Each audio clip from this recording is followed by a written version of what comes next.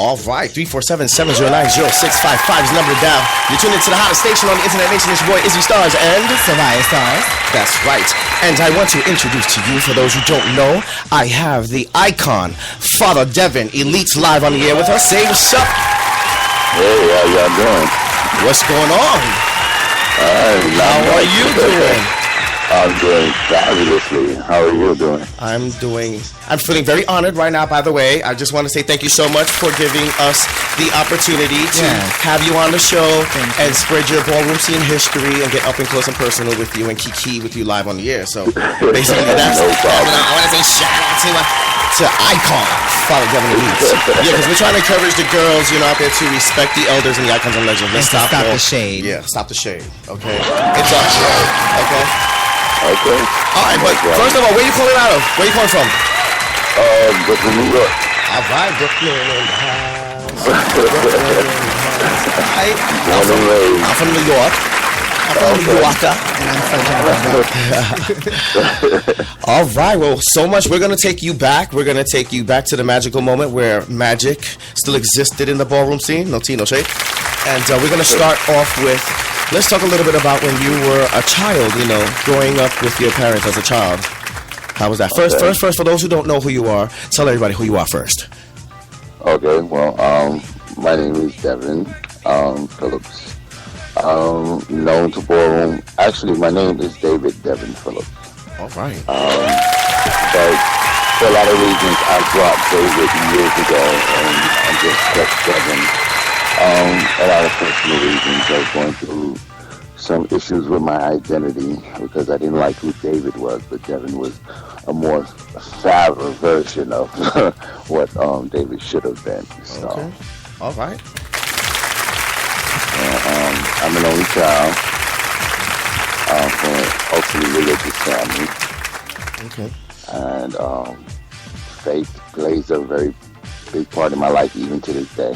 So, that being said, what else would you like to know? Well, because a lot of the kids, everyone has a different, childhood experience. So, we just want to document a little bit, basically, you had a good childhood, bad childhood, is there anything different, that you noticed about yourself, and what age was that?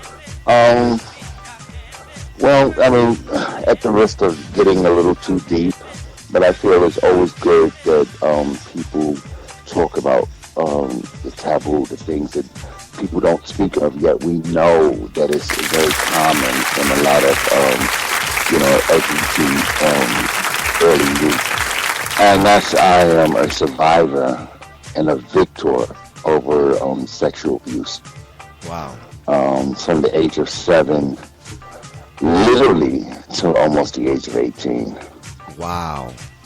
So that helped actually shape me into who I am. I mean, I've always had a lot of issues in the beginning, feeling as though my choice is taken from me as to whether I wanted to be, gay or not. Right, you right. know, I always thought this was stamped on my forehead, like, gay, that, made people want to forcibly, involve me in sexual activities, And I mean, it's something very near and dear to my heart, when I hear about children being molested, because I think it's such a shame that someone should play God and take their choice away from them. Right. I mean, who knows? I probably would have been gay, but it's not the way that I would like to enter into, the life. Right. And so I mean, for a lot of years I was angry because I was back and forth. I've been married, I'm divorced, I have a biological child. Good for you. And I've always been it's something that I've always kept to myself because very private. But I've always been back and forth in terms of, I've been bisexual. And it wasn't until I met my lover of 10 years that I just kind of stayed with men, Wow. All right. Yeah. Now, when did you first discover, your first experience? What age? After the whole incident with the molestation and everything. When did you embrace everything and start actively being, sexual in the lifestyle? Well, I guess there was always like little things going on, but as a child, you do little experiments. I mean, when of my own free will, there were times that I felt it was it was normal, for this to happen. So I mean, I bumped and grind on little girls, and I bumped and grind on little boys, so to speak. I mean, I guess. I dealt with some issues, as my son's mother. I was with her when I met, the last real abuser, which was my aunt's husband. And that went on for a while, and they fell in love. They left my aunt behind it all, and that was a really bad time in my life, and that's when I said, you know what, I'm done with David. It's just time for something different. And I just forgot everything about my childhood. I refused to, deal with what I had been through, because it wasn't only a sexual abuse. There was a lot of physical abuse as well from, my stepfather. And I had a feeling of displacement because I lived with my grandmother for most of my life, because my mother was one of the first black models signed to Wilhelmina back in the 60s. Okay, work. And so she traveled mostly in Europe during my childhood. And she came back to the States when I was around 11 and got married and wanted to have a family. So she sent for me, for my grandmother, to come live with her and her new husband, which was a musician. And, that's when even more fresh hell came into my life, Wow. But, I mean, it all came to make me stronger. I mean, I look back at things, and everything happens in one's life for a reason. Right. Sometimes we just need to turn the situation inside out in order to understand and find the divinity in it. Right. I definitely agree with that. Yeah. But as far as me, when I left home, I was very independent. My grandmother was the oldest of 15 kids. She left when she was 15 years old. My mom left home when she was 16. And I left home when I was 17. On my graduation day, the day that I graduated from high school, my mother had a party for me, and when the last person left, I left. And I've never been back, by the grace of God. So would you say that was the day you was finally free? Yeah, I mean, I tried to be free before that, but I mean, it was just a new experience. I mean, but I kind of like hit the ground running, I was into everything, I started modeling when I was about 14, and so I knew a lot of ins and outs, and I knew how to get into a lot of events. I used to go to a lot of industry parties, and Back then, you used to just walk to the front line, drop your business card in a dish, and, and walk into any club that you wanted to. You know, you used to run with a lot of the girls back in the day. You know, never close personal friends, but they were associates of like many other girls. You know, Naomi, Rashamba, from the Red Zone and Limelight, and so many. It was just a mess. I was a mess. Wow. You know, I partied from Sunday. What was it? From Sunday to the club was closed on Monday and Tuesday. Yeah, that's how it went. So I partied from Wednesday to Sunday. Yeah, it wasn't better days. It was any one of the clubs at that time. You know, and I went to every so-called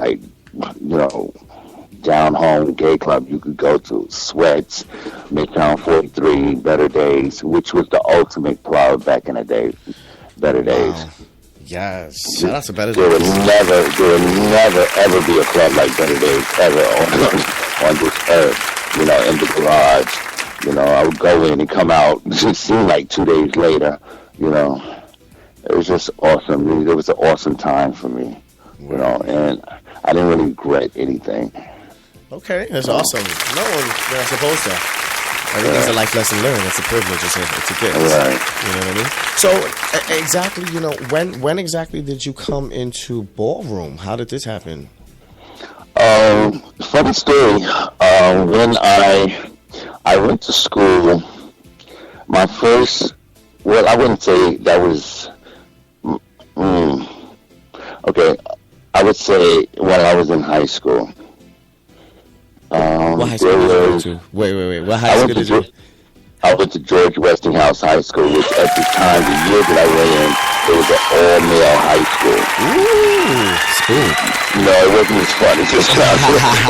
Sounds interesting.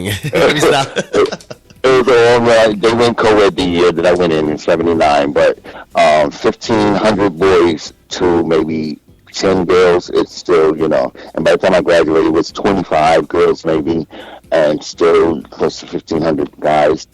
And a good number of those girls were obvious lesbians. All right. So it was an experience. But I never forget, part of my transition, so to speak, of, during my identity crisis, I started becoming more aggressive because I used to get picked on and beat on all the time. So when I got to high school, I was like, this is it. It's a wrap. So I started using what I had to get what I wanted, and I was always book smart. All right. So, I began to work in every office in the school. From the main office to the library to the medical office, lock it to the transportation down. office. So it was, I became like one of the more popular people in school. And if you messed with me, trust and believe, you didn't graduate by some strange clerical error. Nobody ever figured that out. And God knows I hope nobody from Westinghouse is hearing this now, but, I've been known to do a little trick or two, And when I was working at the medical office, we had a nurse there named Jamie, and she was out lesbian. Okay. And I remember when I first started working there. Wait, was she butch or lipstick? Was she lipstick or butch? Yeah, she was like, kind of in between. Was she a stud or was she a lipstick? Stud or lipstick?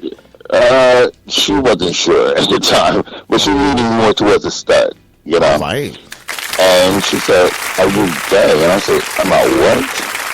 She said, "Are you gay?" I said, "No." Maybe. She says, "Okay, well, if you're not, something's coming. You will be when you can come back in September." So I looked at her, I was like, "Yeah, this chick is crazy." Needless to say, when I came back for the following year, and I came to see her, I said, "You know what, that question you asked me," she said, "I already know," and so, we became really good friends. And she had two friends that didn't even go to that school, and I'll never forget. One of them was a guy that became a very good friend of mine, Dwayne.